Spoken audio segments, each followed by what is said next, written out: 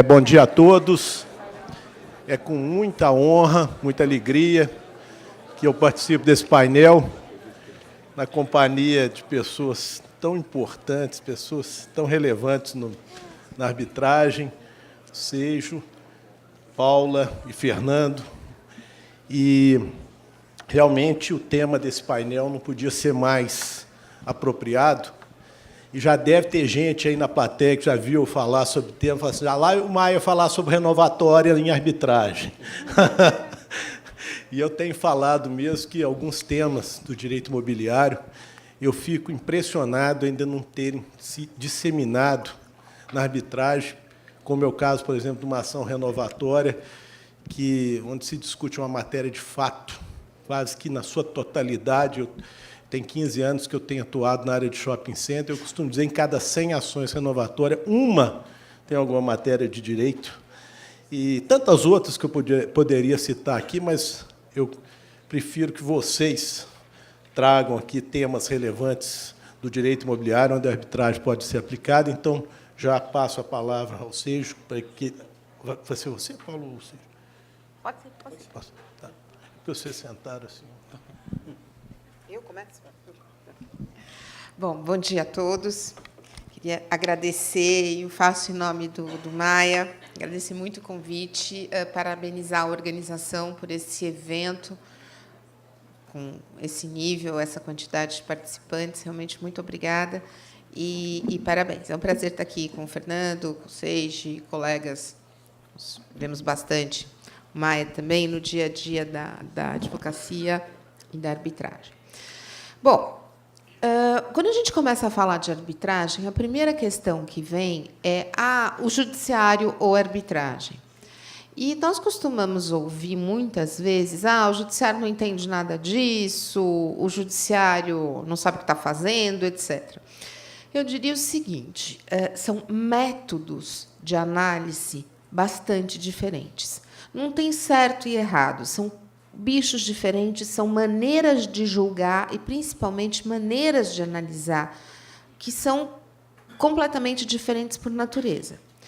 Um juiz não pode, por conta de método CNJ, não é esperado que um juiz fique 3 meses, 6 meses para fazer uma sentença.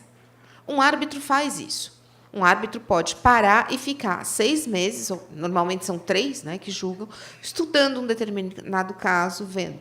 As teses, como a arbitragem tem mais foco, as teses costumam ser exploradas de uma outra maneira, mas principalmente porque o julgador vai ter mais recursos para se dedicar àquela causa. É melhor que o judiciário, é pior que o judiciário? Depende do que você quer. São métodos de análise diferentes. Então, é uma injustiça falar mal do judiciário ou falar mal da arbitragem. O judiciário se adapta mais a determinadas situações e se adapta menos a outras situações. Por exemplo, hoje tem uma moda de arbitragem na franquia. Desculpem, a arbitragem não serve para subjugar uma parte. A arbitragem é mais cara? Muitas vezes, sim. Então, como é que você vai impor a arbitragem a alguém que não tem condição de arcar com os custos? A arbitragem não é para isso. A arbitragem é um método diferente de resolução do conflito e que vai ter uma metodologia diferente.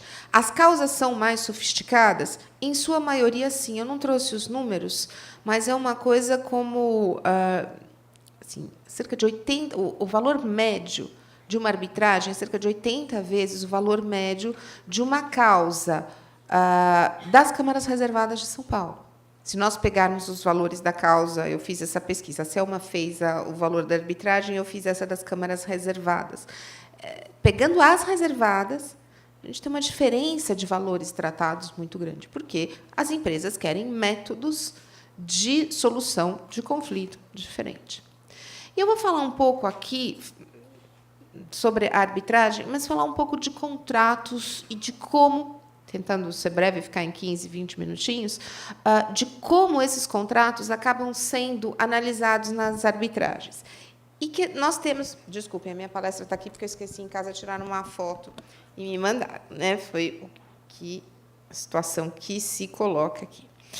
algumas coisas, eu vou falar 3 pontos dos contratos que, às vezes, a gente não para pensar e que vão ter um impacto bastante relevante quando nós formos analisar essa dinâmica da arbitragem. O que a arbitragem acaba trazendo? E, principalmente, a arbitragem em imobiliário e em construções, que o Fernando vai conversar também, que é, talvez, o maior especialista que a gente tem em arbitragem de construção. A primeira coisa que nós não costumamos pensar é que a vida do contrato começa quando ele vai para a gaveta.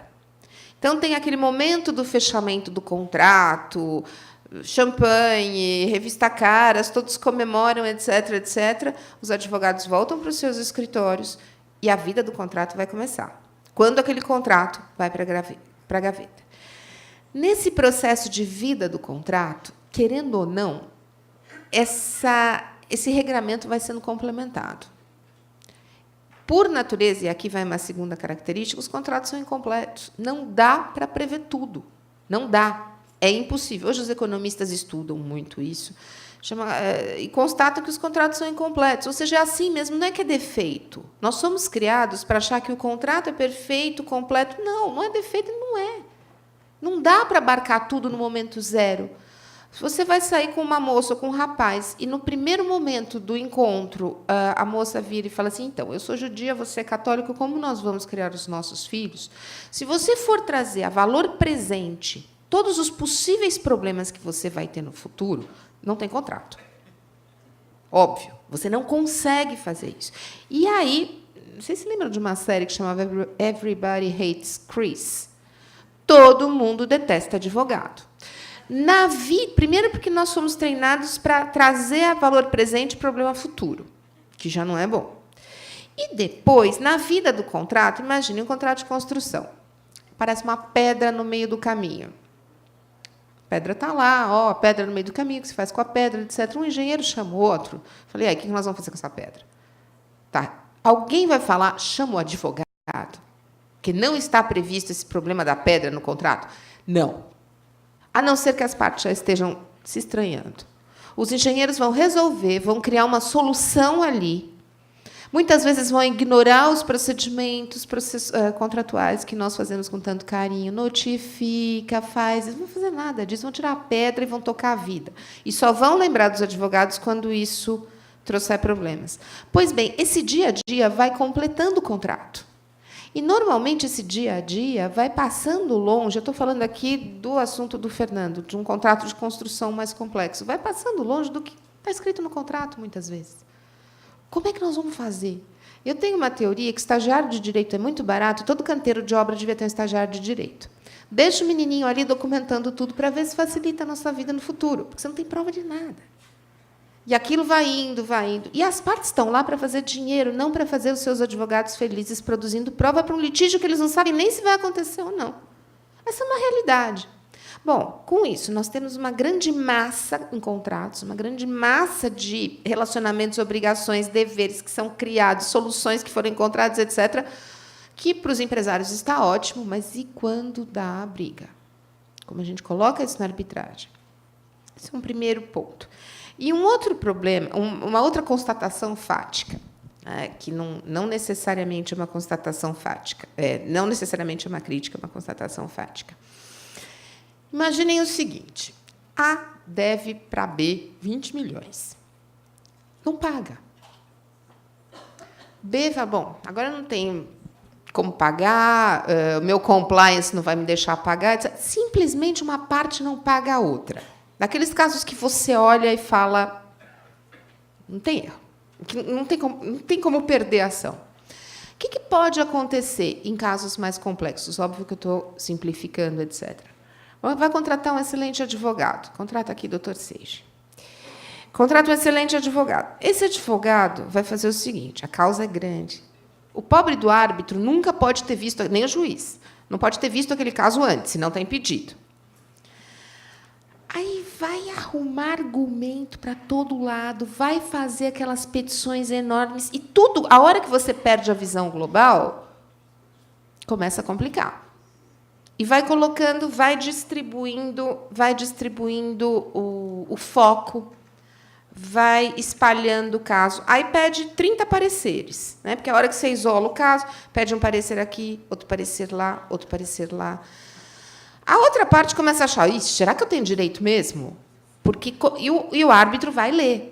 Uma outra coisa que existe como característica da arbitragem, que é boa, e que também tem o outro lado da moeda sempre, é uma preocupação muito grande com o devido processo legal, porque é isso que dá nulidade de laudo, e ninguém quer ter laudo anulado. Então, os árbitros vão dando direito ao contraditório, vão analisando aquela massa de documentos. E aqui a gente tem um outro problema, uma outra constatação fática, um volume documental muito maior. Enfim, contratos incompletos. Essa técnica de espalhar o problema e que leva a outra parte pela mão. A outra parte tem que se defender. Você vai deixar solto? Fala, não, ele está desfocando. O tribunal ele está desfocando o caso. Não vai. A outra parte vai ter que apagar vários focos de incêndio. Isso tudo traz as questões arbitrais. Se, por um lado, elas são... os argumentos das partes são desenvolvidos à exaustão, por um outro lado, traz algumas características, principalmente nessa área. Um fluxo de documentos absurdo. Assim, que tem de documento em arbitragem. Eu tentei falar, não, pelo menos faz esse povo entregar via física, porque aí facilita. Né? Se tem que fazer a via física, inibe as partes de juntarem muitos documentos. Fui vencida. Todo mundo aceita só eletrônico. Isso aumentou ainda mais o fluxo de documentos. Um fluxo enorme. Esse problema das ações, essa constatação das ações mais espalhadas. Qual é a vantagem? Você só está falando de desvantagem da arbitragem. Em hipótese alguma, isso não é desvantagem. Os argumentos das partes serão testados à exaustão, por uma própria característica da arbitragem. O contraditório é muito cuidado na arbitragem. Pois bem, e a gente acaba num outro ponto, também comum nas arbitragens, as perícias. Hoje em dia, os grandes gargalos da arbitragem estão nas perícias. Como ter técnicos à altura, como trabalhar esse fluxo de documentos, como organizar esse procedimento para trabalhar na arbitragem. São questões que nós, enfim, advogados mais velhos, né, estávamos mais acostumados com o judiciário. É diferente. Os processos são muito mais sofisticados. O que dá, e muito mais rápidos também. Isso também é verdade. Os prazos correm muito mais na arbitragem. Nós vamos ter perícias mais profundas? Sim. As perícias são muito mais profundas. É comum os assistentes das partes e o perito do juiz se unirem? Sim. Para determinado estudo, para determinada visita.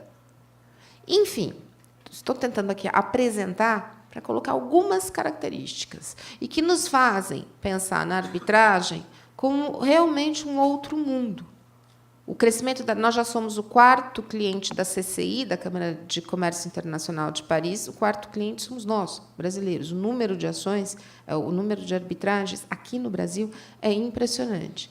E há todo um campo, aí eu volto, já vou terminar aqui minha exposição, há todo um campo que o Maia se referia, que há muito espaço para arbitragem ainda. Em questões relacionadas ao imobiliário, com certeza, há ainda muito espaço. E cumpre a nós, agora, a partir dessa consolidação da arbitragem no Brasil, dessa segurança que nós temos em relação à arbitragem, trazermos esses novos casos para essa maneira de resolução dos conflitos que tende a analisar a argumentação muito mais a fundo. Muito obrigada. Eram essas as minhas observações iniciais aqui. Passo para o Fernando.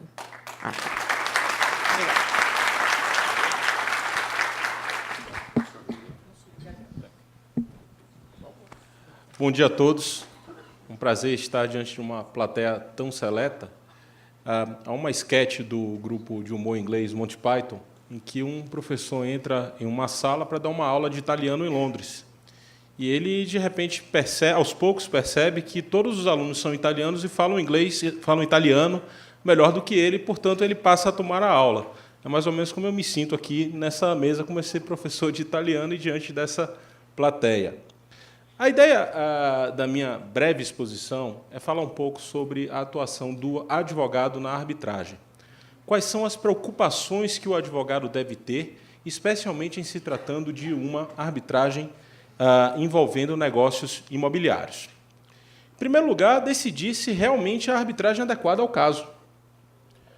Nós, hoje, trabalhamos com um sistema de justiça multiportas, conforme a concepção do professor americano Frank Sander, de modo que o advogado deve ter uma mala de ferramentas para disponibilizar para o seu cliente conforme a necessidade de cada caso. Então, não será toda a situação que comportará arbitragem. A professora Paula mencionou aqui uma situação que me aflige bastante, que é esse modismo da arbitragem nos contratos de franquia. E no campo dos negócios imobiliários, eu também entendo que nós precisamos entender quais são as disputas complexas, de valor relevante, seja estratégico, seja econômico, e que justifiquem a adoção de um meio de resolução de disputas que, por consumir bastante horas de trabalho de muitos profissionais sofisticados, tem um custo maior. Me parece que, no campo imobiliário, a arbitragem tem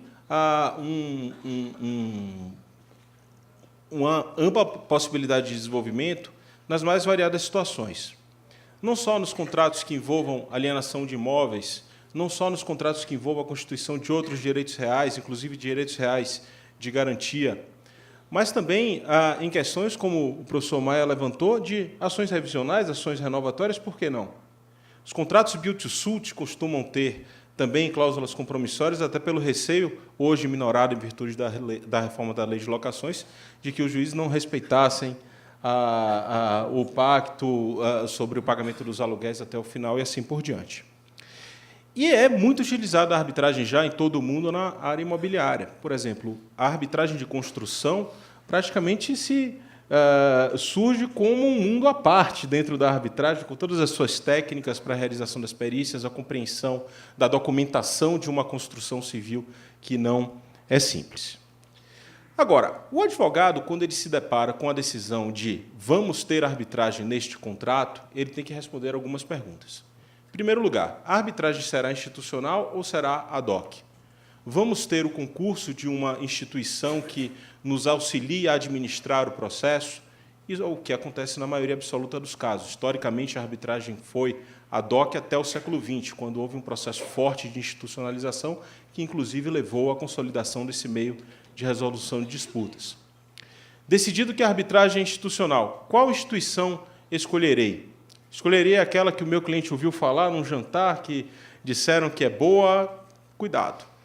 Há excelentes instituições, desde as instituições de alcance internacional, como a CCI, que foi mencionada, que atua bastante no Brasil, até instituições de cunho local, saindo do eixo Rio-São Paulo. Temos a Camargo, em Belo Horizonte, o professor Maia conhece bem, que é excelente. Na Bahia temos a Associação Comercial, que é muito boa também.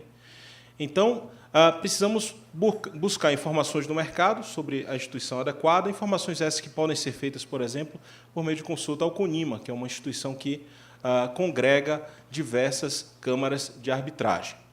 E a leitura do regulamento também é muito importante para verificar se é uma câmara idônea, a verificação do corpo de árbitros dessa câmara. Algumas não disponibilizam, mas muitas sim. Desconfiem, por exemplo, como aconteceu num certo caso, que um cliente havia previsto no contrato, no Rio de Janeiro, professor Melim, uma câmara arbitral, cujo regulamento exigia que o árbitro fosse da lista.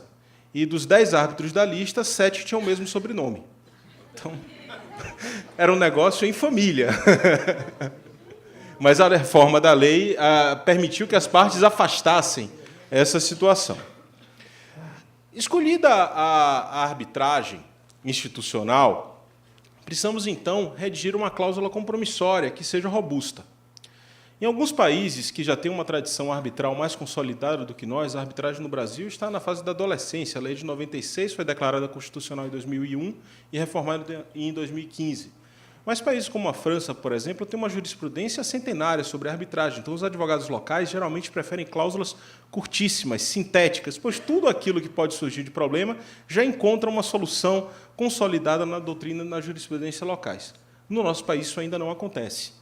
Por isso, a preferência minha e de boa parte do mercado por cláusulas compromissórias que sejam mais analíticas, que procurem endereçar de antemão alguns problemas que sabemos que podem vir ao surgir, ao invés de deixá-los para a solução pelo judiciário, numa situação extrema, ou pelo tribunal arbitral. Em primeiro lugar, quais são as normas aplicáveis ao mérito?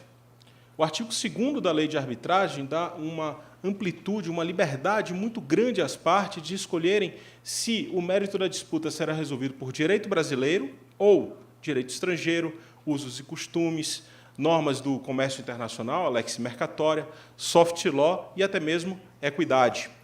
Então, na arbitragem, esse, aliás, é um grande leitmotiv da arbitragem, a autonomia privada, até na escolha do regime jurídico do mérito. Quem poderá ser árbitro e quantos serão árbitros? Teremos árbitro único? Embora já tenha tido boas e más experiências com árbitros únicos, eu prefiro um colegiado, pois a decisão do árbitro é irrecorrível e, além de irrecorrível, as causas para anulação de uma sentença arbitral são mais restritas do que as causas de uma ação rescisória. Então, é uma decisão que realmente tem uma eficácia, uma força jurídica muito grande, de modo que me parece que um colegiado para discutir a solução é melhor. Definido o número, quem poderá ser árbitro? Podemos estabelecer uma pré-qualificação na nossa cláusula compromissória. Podemos estabelecer que será um advogado, ou será alguém fluente em português, ou alguém com domicílio no Brasil, ou ainda que poderá ser um engenheiro, um contador, um arquiteto. Tudo isso pode estar previsto na cláusula compromissória. O exercício da atividade de árbitro no Brasil é completamente livre. Basta que a parte seja capaz, independente, imparcial e também tenha conhecimento sobre aquela matéria em debate. Além disso, qual será a sede da arbitragem? Não se aplica na arbitragem o Código de Processo Civil. Portanto, a nossa norma do foro do locus rei sitter aqui não tem incidência. Podemos escolher qualquer lugar, mas é uma escolha que deve ser feita com cuidado. Em primeiro lugar, o foro da sede é o foro natural, não exclusivo, mas natural, para o ajuizamento de ações anulatórias. O foro da sede é o foro natural, mais uma vez não exclusivo, para os requerimentos de tutela de urgência pré-arbitrais. E, além disso, se estivermos no foro estrangeiro, certamente o procedimento arbitral será influenciado pela cultura local e a lei que regerá a arbitragem em si, desde a cláusula compromissória até os aspectos procedimentais, será a lei local. Portanto, a escolha da sede é algo fundamental nesse momento pré-arbitragem. E um cuidado que me parece que é importante sempre tomar, e esse é um tema que me é muito caro, estou fazendo uma pesquisa sobre isso, diz respeito às redes de contratos. Nas operações imobiliárias sofisticadas, nós não temos apenas um contrato de compra e venda, costumamos ter também contratos de garantia, ter contratos de prestação de serviços e assim por diante. Para nós evitarmos problemas no futuro de discussão se um contrato está sujeito à arbitragem e outro não está, é importante que, se houver cláusula compromissória em algum contrato da rede, se coloque em todos os demais. A consolidação de processos arbitrais, inclusive, é um dos grandes problemas, um dos grandes desafios que nós enfrentamos no dia a dia. Tem um contrato entre vendedor e comprador que contém a cláusula compromissória. Mas o contrato do prestador de serviço, que é essencial àquele plexo econômico e jurídico, não contém a cláusula compromissória. O prestador de serviço diz: não consenti, não posso arbitrar, não renunciei ao meu direito de recorrer ao judiciário. Então, acho que é algo que requer muito cuidado, é replicar, sempre que possível, a cláusula compromissória em todos os instrumentos contratuais de uma dada operação. Agora, temos a cláusula compromissória, surgiu um litígio. Quais são as especificidades que ocorrem na arbitragem imobiliária? Se for de construção, elas são muito maiores. O professor Maia, aqui, é um grande especialista, pode falar bastante sobre isso. A professora Paula mencionou algo importante demais. A perícia nas arbitragens de negócios imobiliários costuma ser o ponto central do processo. Então, é muito importante que se tome um cuidado de, antes de iniciar o processo arbitral, se contratar uma perícia prévia. Já aconteceu na minha experiência, muitas vezes o cliente foi contratado para realizar uma determinada obra, houve uma série de mudanças no projeto que deram ensejo a uma série de claims por parte do construtor contra o dono da obra, e o construtor nos dizia, não, esse valor aqui está certo, não tem problema nenhum. Contratamos um perito antes de iniciar a arbitragem e vimos que o valor caía pela metade do que era razoável de ser alegado diante da prova que nós tínhamos. E aqui surge um outro ponto que também foi mencionado pela professora Paula, que é a questão da prova documental na arbitragem. Segundo as estatísticas do CNJ, um juiz brasileiro, e aqui estamos considerando eleitorais, militares que têm um volume menor, geralmente, tem, em média, cerca de 6.600 processos sob seus cuidados. Um árbitro tem 10 arbitragens, 15 sem muito.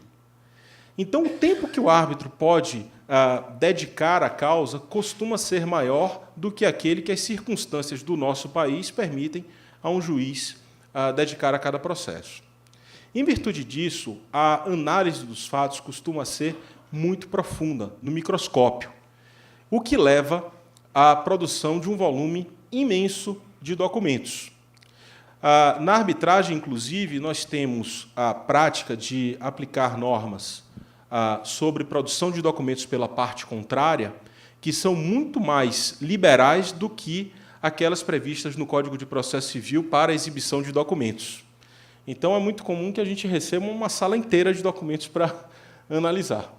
Então, eu acho que é preciso ter muito cuidado, antes da arbitragem, em fazer o exame desses documentos, tabelar, saber pontos fracos e fortes, matriz SWOT, assim por diante, mas também, durante a arbitragem, ao negociar com a parte contrária, ao discutir com o tribunal as normas sobre produção de documentos, é preciso que se trabalhe com prazos que sejam factíveis de cumprir e que também se estabeleçam normas para evitar o que os americanos chamam de fishing expeditions, que são as expedições de pesca, né, que a parte contrária pede uma série de documentos só para ver se acha alguma coisa. Mas costuma ser custoso, costuma ser demorado, e é preciso ter muito cuidado com esse ponto. Em relação à perícia na arbitragem de direito imobiliário, é importante notar que, muitas vezes, nós fugimos daquele procedimento habitual do CPC de o juiz aponta um perito e cada parte tem seu assistente técnico. Na arbitragem, em geral, e especificamente na imobiliária, muitas vezes o tribunal arbitral se contenta com a indicação de experts apenas pelas partes, sem ele próprio, o tribunal arbitral, indicar um perito. Apenas havendo divergências insolúveis, apenas havendo pontos que o tribunal arbitral entende que ele ainda requer o concurso de um expert, é que se nomeia o perito. Não é sempre, mas é muito comum. E o perito tem que estar preparado não só para fazer o seu laudo, mas também para comparecer à audiência. Na arbitragem com sistema de inquirição direta, que felizmente se passa a adotar no processo civil também, as audiências costumam ser bastante longas, costuma-se dar bastante amplitude para que os advogados façam inquirição às testemunhas e também aos peritos. E também não é incomum, por exemplo, que se faça na arbitragem uma espécie de acariação entre os peritos, para que cada um sustente sua posição perante o tribunal arbitral.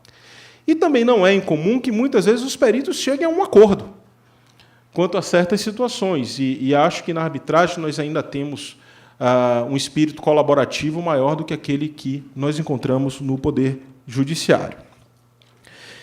E eu gostaria de destacar também uma posição que vem sendo adotada especificamente a questões imobiliárias quando tratadas na arbitragem, que é a questão da registrabilidade das decisões dos árbitros. Os árbitros, eles têm poder para conceder tutelas de conhecimento, têm poder para conceder tutelas provisórias em geral, sejam elas de urgência evidenciárias, mas não têm poderes para conceder tutelas de execução, o que levou a uma discussão sobre se seria possível que sentenças arbitrais e decisões interlocutórias dos árbitros fossem averbadas ou registradas em cartórios de imóveis. Felizmente, me parece que a situação hoje já se encontra relativamente consolidada, no sentido de que, sendo a arbitragem jurisdição e o é por força dos artigos 18 e 31 da Lei 9.307, os atos dos árbitros têm registrabilidade, tais quais os atos de um membro do Poder Judiciário. São essas algumas considerações, acho que fiz os 15 minutos perfeitamente, agradeço muito.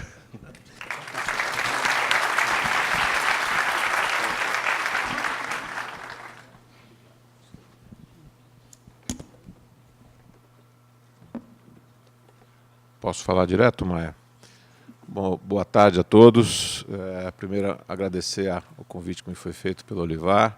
É um prazer fazer parte desse primeiro congresso, dessa instituição que parece que já nasceu com força total, com muito entusiasmo dos organizadores e adesão maciça aí da comunidade.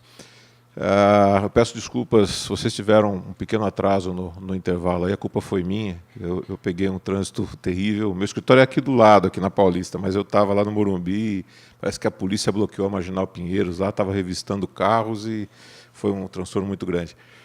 Mas nós combinamos uma dinâmica nesse painel aqui, que foi de a Paula e o Sérgio fazerem as suas apresentações, e eu fazer comentários. Então, eu estava aqui tomando nota no celular, não estava no Facebook, não, eu estava tomando nota aqui para poder falar algumas coisas. E disparo aqui agora o cronômetro para poder respeitar o tempo. Começando por um comentário de mera curiosidade, a Paula falou da preferência que ela tem pelo papel para tentar impedir que os advogados tragam tanto documento, né? Não adianta, né? Não adianta, e eu tenho muita preferência pelo meio eletrônico, principalmente por dois motivos. O meu escritório fez uma campanha uma vez para a economia de papel. Deixava-se muito papel na impressora, as pessoas imprimiam e esqueciam, imprimiam coisas desnecessárias. E aí foi feita uma pesquisa para fazer essa campanha, e nós descobrimos que no nosso escritório nós matávamos 130 árvores por ano. Aí eu falei, agora eu só imprimo o que eu tiver que assinar, eu nunca mais vou imprimir um papel só para poder ler. Esse, para mim, já é um grande motivo. O segundo motivo é o preço do metro quadrado, para a gente acumular papel, né? Eu acho que o que a gente tem de custo de metro quadrado não nos permite o luxo de acumular centenas de toneladas de papel. As arbitragens são extremamente volumosas. Acho que a gente não pode se dar a esse luxo. Falando sobre contratos incompletos, que parece que é algo impossível de evitar no mundo, né? Acho que o ser humano não consegue fazer um contrato perfeito.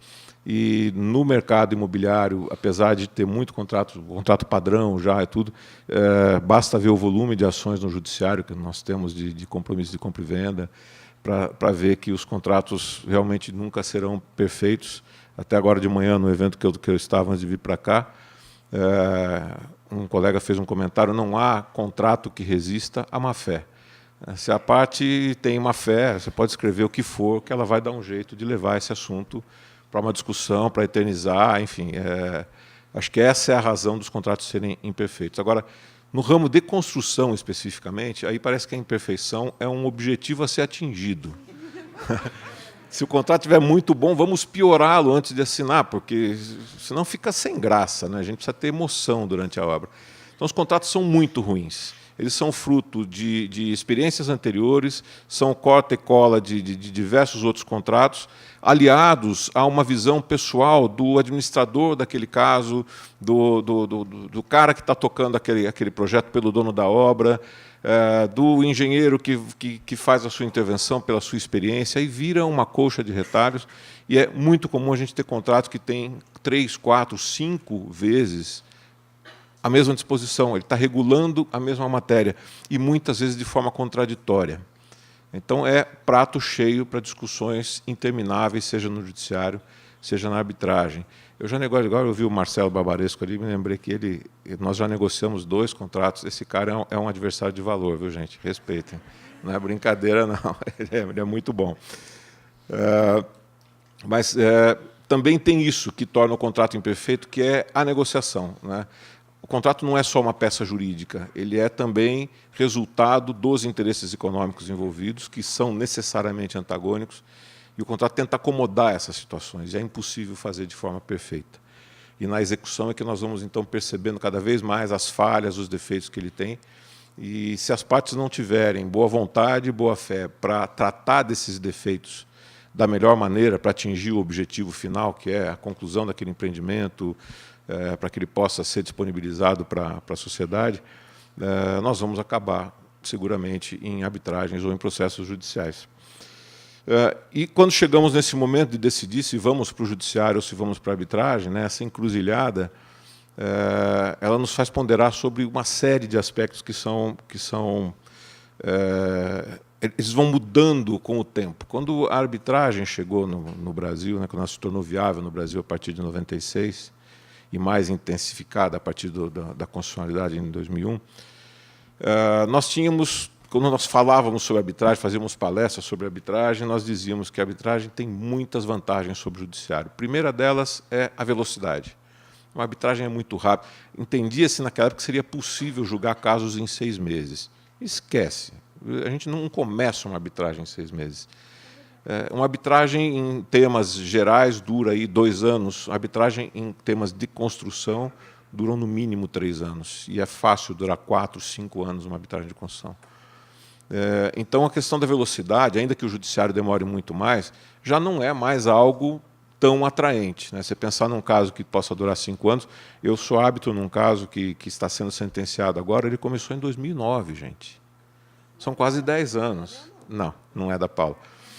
São quase 10 anos. Lógico que é uma exceção, né? Como eu gosto de usar a exceção do judiciário de uma ação que é conhecida como ação palmital, que é a desapropriação da fazenda onde se construiu a cidade de Palmital, que ela é de 1924 e existe até hoje. Então, eu acho que esse caso que eu tenho é um palmital da arbitragem, porque 9 anos numa arbitragem é algo inconcebível, e, no entanto, a gente chegou nesse ponto.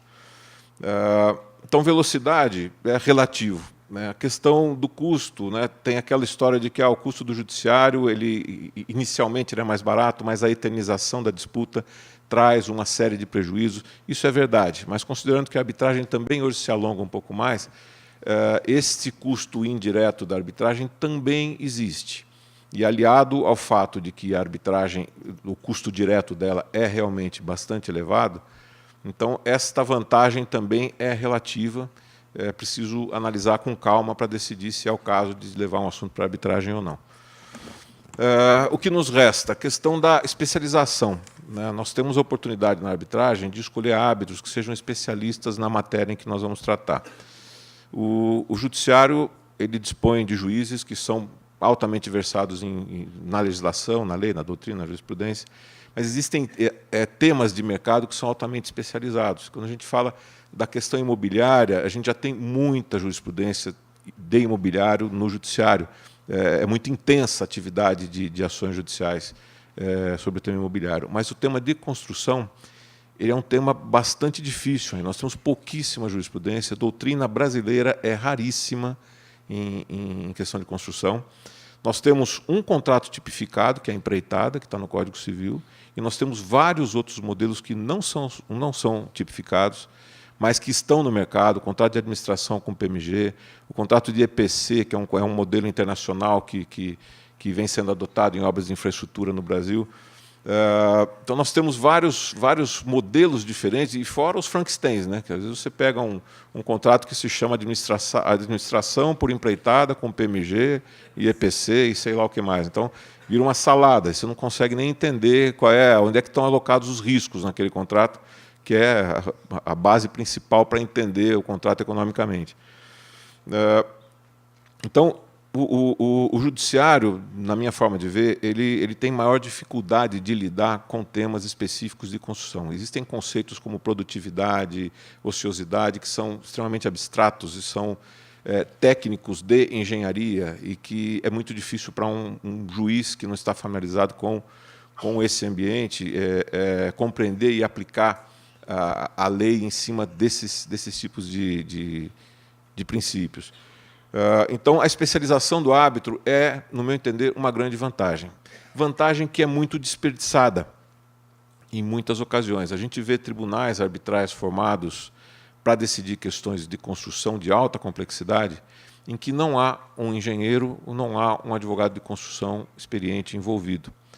Nós temos um craque de societário, um craque de, às vezes, até de tributário, e um excelente arbitralista como presidente, mas nenhum deles tem familiaridade com o tema de construção.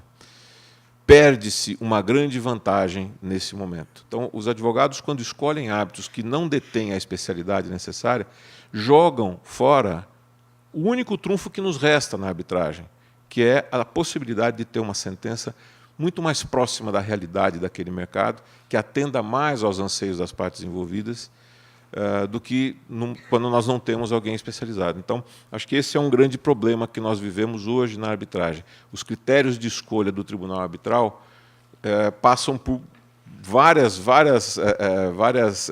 referências, mas às vezes se esquecem da principal, que é o nível de especialização daquelas pessoas que vão estar ali.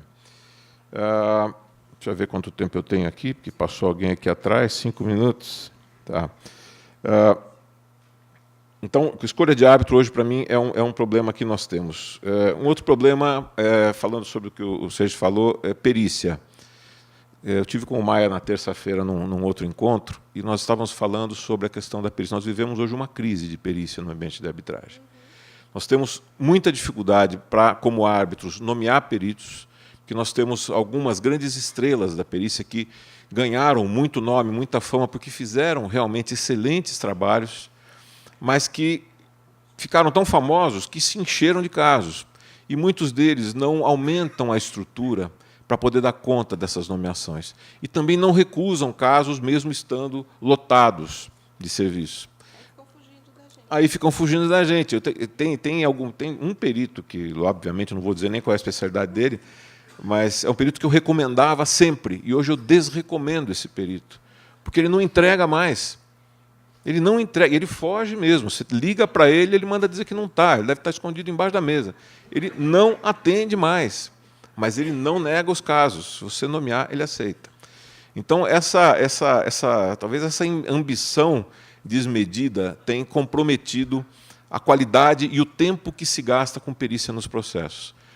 Existe muita impugnação de peritos, porque o ambiente também é um ambiente relativamente pequeno, então existe muitas relações, muitos conflitos a serem tratados. Eu passei quase um ano num caso como árbitro, tentando nomear um perito. Eles eram impugnados sistematicamente pelas partes, até que o tribunal decidiu que as partes deveriam escolher um. Passaram 3 meses tentando e não conseguiram. Aí fomos buscar um perito de fora para poder colocar lá, para ele poder, e era uma questão imobiliária, para poder ter. E aí esse não foi impugnado, mas ele trouxe um laudo que foi execrado pelas duas partes. Então, é complicado, o negócio está muito difícil, é um gargalo. A perícia hoje é um problema sério que nós temos. Nós precisamos de mais peritos, mais profissionais qualificados que se interessem por esse mercado, que entendam como funciona a arbitragem e possam começar a atuar. Outra coisa é o comportamento dos advogados. Nós, advogados, que adoramos litígio, começamos na arbitragem de uma forma muito sofisticada e com muita qualidade nas relações. Buscava-se, de fato, o direito. Buscava-se a sentença que definia quem tinha razão. As primeiras arbitragens foram maravilhosas. Eu tive caso de cliente que perdeu e que eu falei, olha, teve nulidade no processo, você quer ir para o judiciário? Ele falou, não, eu já entendi que eu não tenho razão, vamos em frente, eu vou pagar. Quer dizer, isso acontecia lá no começo, é incrível, né? Hoje a gente quase não vê esse tipo de coisa. A gente vê os advogados atuando na arbitragem como atuam no judiciário, criando tecnicalidades, levantando pontas para alegar nulidades lá na frente. Então, esse ambiente também está se deteriorando do ponto de vista do comportamento dos advogados. É algo a ser muito pensado. E a questão da quantidade de casos por árbitro, que também foi mencionado aqui, isso é altamente relativo. Existem árbitros com 10 casos que têm casos demais. Existem árbitros com 30 casos que estão bem, que podem tocar esses 30 casos. Existem advogados que atuam como árbitros, que é o meu caso, então acumulam as duas funções, eles têm que ter um limite de casos. Existem outros que só atuam como árbitros e têm uma equipe trabalhando com eles. Eles conseguem ter um limite X, mantendo a qualidade. Então, uma das coisas que se cogitou nessa reunião de terça-feira foi, será que as câmaras devem, no questionário para os árbitros, pedir que eles informem quantas arbitragens eles têm? Eu acho que isso é pouco efetivo. Porque, como eu falei, eu posso ter um árbitro que diz, eu só tenho 5 casos, mas para ele é muito. porque ele é conselheiro de 3 empresas, ele é o manager do escritório dele, que é um escritório grande, ele não tem tempo para 5 casos. E tem um outro que declara lá, eu tenho 30 casos, fala, esse tem muito caso. Não, ele consegue tocar esses 30 casos com muita qualidade. Mas há também esse defeito que a gente vive hoje, árbitros pegando casos além daquilo que eles podem dar conta. Então, um juiz que tem 6.600 casos, tem casos demais, sem dúvida nenhuma. Às vezes, um árbitro com 10 casos também tem casos demais, e não consegue se aprofundar como deveria. A decisão especializada, que eu falei que, para mim, é o maior trunfo da arbitragem, ela se une também à possibilidade do aprofundamento dos assuntos. Uma audiência no judiciário, o juiz pega, às vezes, o processo 15 minutos antes da audiência e pergunta, já vai, Maia, estou terminando. Ou é a hora do seu remedinho?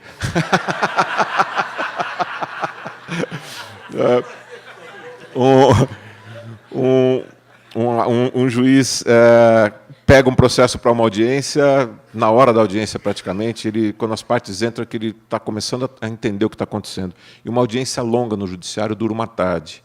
Uma audiência curta de arbitragem dura 2 dias. As audiências duram 3, 4, 5 dias. Esse caso meu, que tem 9 anos, nós tivemos, ao todo, somando-se as sessões, 11 dias de audiência. Nós ouvimos mais de 50 testemunhas sobre 30 itens diferentes. Então, a profundidade com que se trata os assuntos, que os advogados têm a oportunidade de aprofundar a sua exposição, o seu estudo, a sua pesquisa, e a oportunidade que o árbitro tem de aprofundar o seu estudo no caso, é única, em função justamente de que 10 casos é bastante. Então, a gente tem essa condição de aprofundamento, que é uma grande vantagem também da arbitragem. Mas temos, sim, doenças na arbitragem hoje em dia. Nós precisamos olhar para elas, tratar delas, porque o nosso cliente final é a empresa. E eu costumo dizer que a arbitragem é igual ao sushi, né? Quem nunca comeu, quando experimenta a primeira vez e faz mal para ele nunca mais vai comer. Né? Peixe cru é uma coisa duvidosa. Se uma arbitragem formal na primeira vez, a primeira experiência for ruim, não volta. Tem muitas empresas já, hoje, que já não querem mais cláusulas compromissórias nos seus contratos, porque tiveram uma primeira ou uma segunda má experiência na arbitragem. Então, nós que somos do meio temos que tomar muito cuidado, nós temos que olhar para o cliente final e ver do que ele precisa, senão nós vamos, a médio e longo prazo, nós vamos acabar com essa ferramenta espetacular que se mostrou a arbitragem. É isso, obrigado.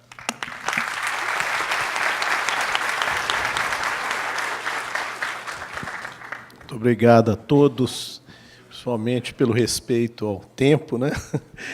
E dentro de uma qualidade de exposição muito boa.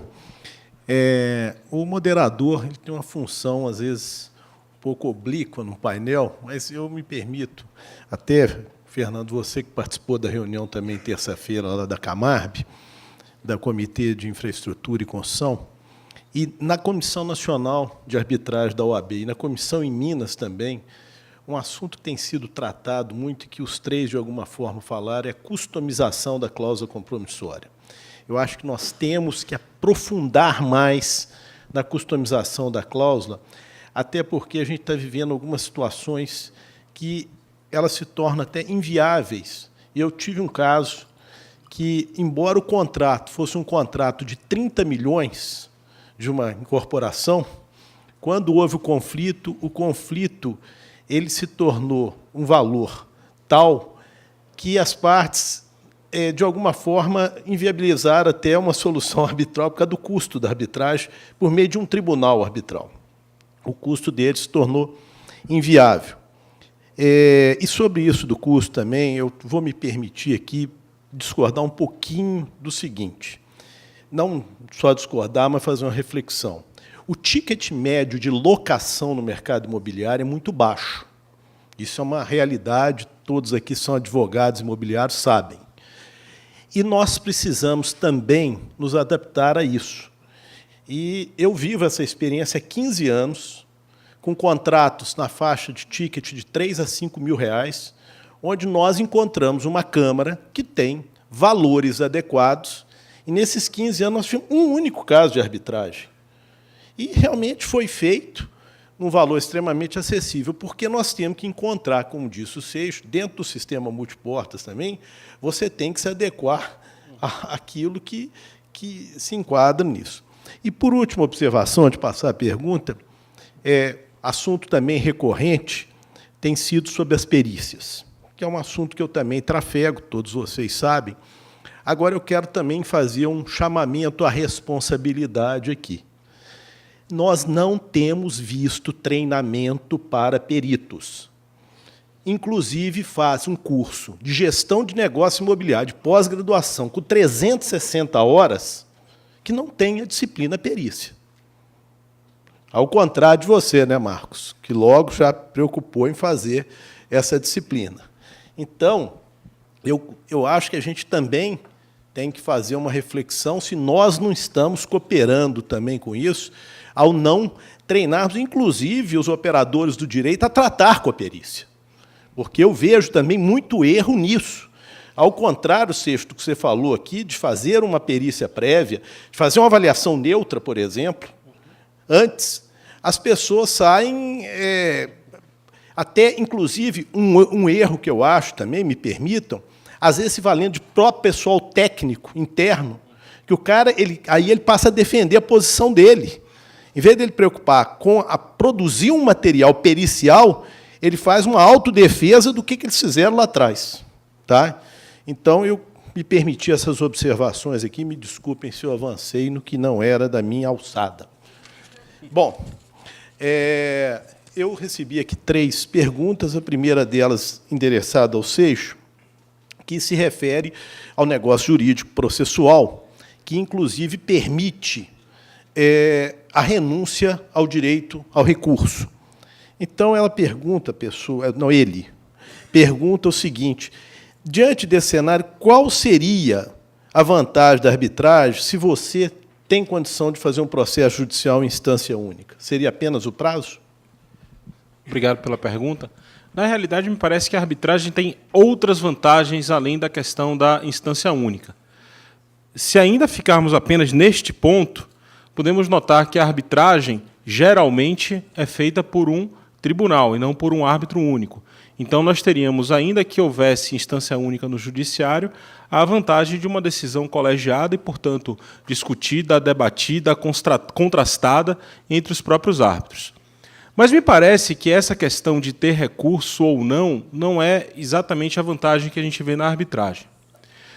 Apesar de casos como a arbitragem palmital, aqui do Fernando, e casos que realmente a gente percebe que a arbitragem tem durado aí por volta de 2 anos, 3 anos em algumas situações, a depender do Estado, isso é um prazo que, diante do Poder Judiciário, é um paraíso. Há estados em que o processo em primeiro grau dura 4, 5 anos, para depois haver recurso. Mas, além da questão do tempo, me parece que a grande vantagem, foi algo que o Fernando destacou, que nós temos na arbitragem, que precisamos lutar para que seja preservada, é a possibilidade de um julgamento técnico e de acordo com as circunstâncias do mercado em que aquele contrato se insere. Na arbitragem, como nós temos essa possibilidade de as partes contribuírem para a escolha do tribunal arbitral, ou de a escolha ser feita por uma instituição arbitral especializada, nós conseguimos ter julgadores de alto nível e que têm familiaridade com a matéria debatida. Claro, isso tem que ser feito caso a caso. Não adianta, num contrato de construção, ter 3 excelentes arbitralistas e ninguém que entenda na matéria construção. Ou numa disputa sobre contratos, 3 grandes societaristas, mas a gente está discutindo um contrato de distribuição, por exemplo. Então, acho que essa é uma grande vantagem que nós temos. A celeridade ainda e o julgamento técnico. Obrigado, Seixo. Eu vou encaminhar a segunda pergunta ao Fernando, embora não indicou, depois, Paulo, a última, que eu acho que encaixa bem no perfil que eu conheço de ambos.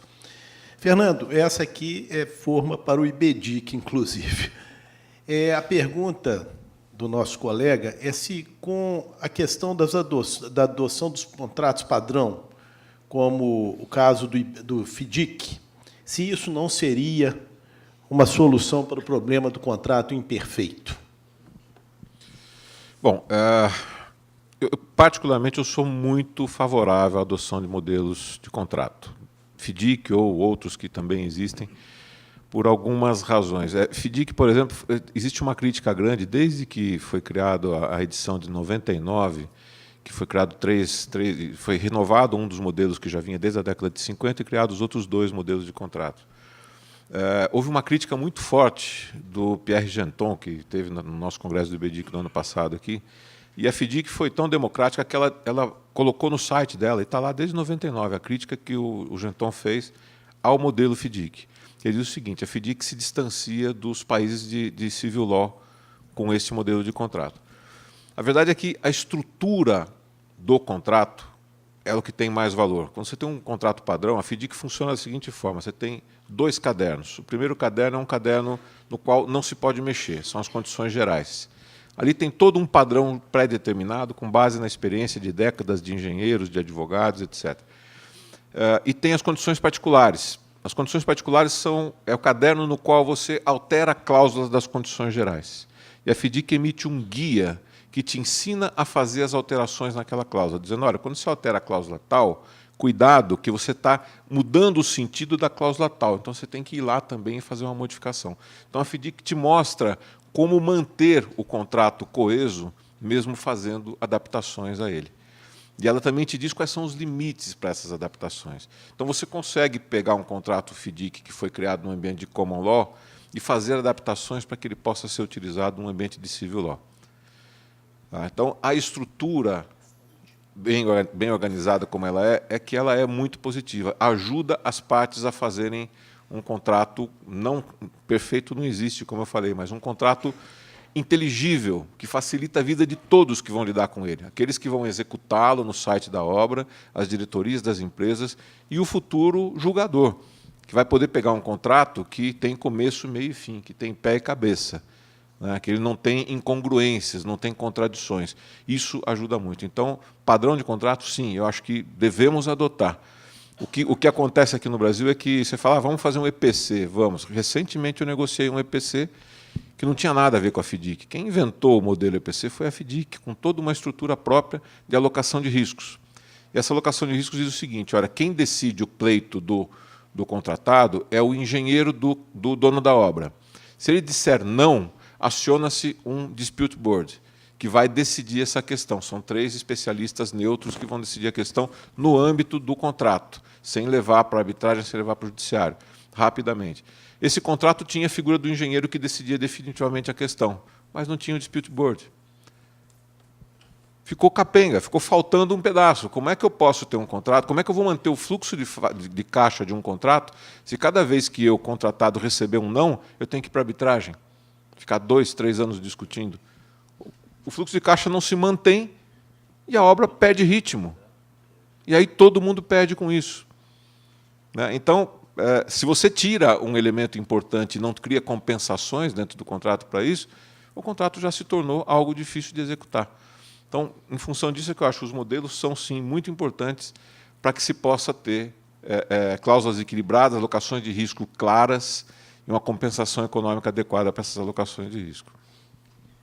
Paula, você como dirigente de uma instituição arbitral, por isso que eu falei que eu acho que a pergunta seria pertinente a você, o colega pergunta como se garantir a possibilidade de pesquisas em procedimentos arbitrais sobre vendedores de imóveis no caso das auditorias legais imobiliárias, que enfrenta a questão do sigilo aí nas instituições.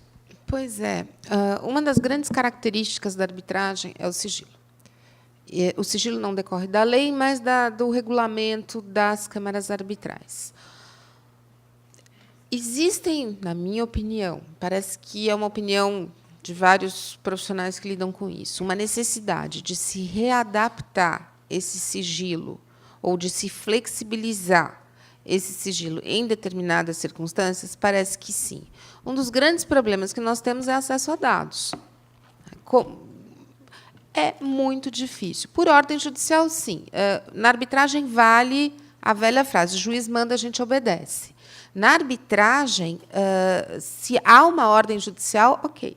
Se não há, é muito complicado.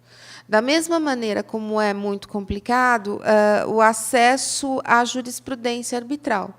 Todos nós sabemos. Não há, é muito difícil. As câmaras devem providenciar a elaboração de ementários. Isso não tem sido feito. Então, é uma coisa que acaba, ainda mais para quem trabalha muito com a análise jurisprudencial, como é o meu caso, acaba represado. São coisas que nós devemos aperfeiçoar na arbitragem? Sim, são coisas que devem ser aperfeiçoadas na arbitragem. Até para que nós possamos ter uma maior transparência, como disse o Fernando, uma maior adesão à própria arbitragem. Uma outra questão, se você me permite, Fernando, que todo mundo quer perguntar e ninguém pergunta, é a questão da parcialidade do árbitro. Como é que fica? Todo mundo quer perguntar e fica todo mundo... que tem a ver com sigilo também, porque a decisão do árbitro fica protegida, muitas vezes. O que a experiência tem demonstrado, eu acho que os meus colegas, os três, devem concordar comigo, é que árbitro parcial não faz verão.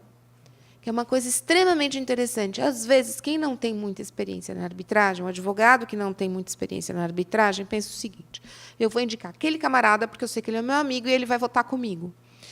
O que acaba acontecendo é o seguinte: se a outra parte, provavelmente, a outra parte indica um árbitro neutro, o que vai acontecer é que esse árbitro neutro não vai topar, não vai concordar com o presidente, são três, com um presidente parcial também. Vai morrer, mas não vai admitir um presidente complicado. E, provavelmente, o árbitro tendencioso não vai ter como resistir a um nome muito forte para a presidência dessa arbitragem. Por que você não quer? Então, provavelmente, o que acaba acontecendo é que se fecham 2 contra 1. E aquele árbitro fica isolado. Isso eu não falo para demonstrar, olha, como a arbitragem é boa. Não, é uma constatação fática. Eu faço como professora, a mesma constatação fática, analisando a realidade. Não é uma boa estratégia. Como professora de comercial, que nós pensamos em incentivos e desincentivos e estratégias. Não é uma boa estratégia. E uma coisa que também, como eu não advogo, não estou puxando brasa para sardinha nenhuma, não advogo mais, né? Outra coisa que não costuma valer a pena é o advogado que não tem experiência em arbitragem se meter a fazer arbitragem sozinho. Lógico, há exceções para tudo. O que a gente costuma notar do lado de cá do balcão prejudica. Até pegar essa mentalidade, esse andamento do processo normal, ele acaba prejudicando o próprio cliente. Por quê? Não entra no fluxo. E a arbitragem começa a emperrar. E começa desde... tudo cria coisa, larga o ponto, vai pegar para alegar a nulidade no futuro. Existem bons advogados que, às vezes, adotam essa estratégia pensando no interesse do cliente. Ok. Mas, muitas vezes, nós notamos que a especialização nesse tipo de procedimento ele é diferente. Eu concordo com o Fernando que tem... às vezes, nós encontramos, em alguns casos, alguns problemas graves. Muito por conta disso. Nós somos criados para brigar. É uma briga na faculdade de Direito para mudar essa mentalidade. Nós somos criados para isso. E talvez a arbitragem seja uma maneira, não estou nem falando de mediação, em que essa litigiosidade tende ou deve diminuir. Não que você vá defender menos o interesse do seu cliente, mas é muito próximo. O árbitro está ali. Não é o juiz da sexta vara, é a Paula, Fernando, ou seja, estão ali. Você tem um contato muito maior com o julgador, o que deixa o julgador muito mais exposto também. E você tem um contato maior com os advogados da outra parte. Não é uma coisa etérea, é ali, é muito intenso, por mais que é tudo muito intenso. Tudo isso para voltar ao tema aqui do sigilo. O sigilo, por um lado, pode causar essa impressão de que coisas horríveis estão acontecendo com a arbitragem. Eu não vejo isso. O que eu vejo são árbitros parciais, que todo mundo, o mercado é pequeno, árbitros parciais acabarem isolados nos painéis. Então, se eu posso falar alguma coisa sem nenhum interesse de advogada, não me parece uma estratégia vencedora. Tá? E quanto ao sigilo, vai ter que mudar. Na minha opinião, é uma questão de tempo que esse sigilo da arbitragem seja flexibilizado. Obrigado, Paulo.